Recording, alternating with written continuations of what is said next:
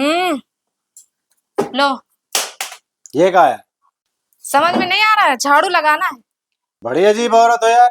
हम वहां से थकार के आए हैं, काम करके आए हैं, तुम हमको एक गिलास पानी की बजाय हम झाड़ू दे रही हो। ओए, आवाज नीचे। का ऐसा ऐसे का? 15 दिन से दिमाग खराब करके रखे हो। ड्रम की धमकी, ड्रम की धमकी। मत डरियो का। ले आग मार रहा हूँ, मत डरो, कहानी खत्म हो जाए। ड्रम का धमकी दे दे के हमारी से काम करवा रही सारा। कहा होगा, कहा चिल्ला रहे हो?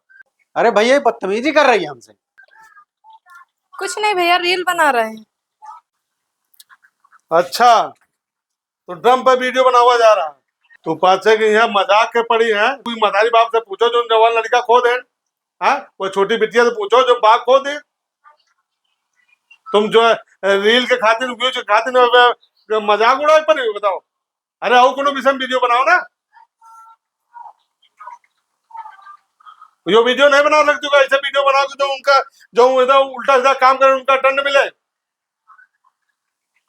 जो अपराध करे उनका दंड मिले चाहिए। 10 दिन से झलक देख रहे हैं, देखा देखो वहां सोशल मीडिया पर ड्रम को लेके खिलवाड़ बनाया पड़े। कोई भावनाओं से कोई कदर नहीं, बिल्कुल इंसानियत मर गए आदमी के। ड्रम फ्रम के वीडियो नहीं बनाएंगे।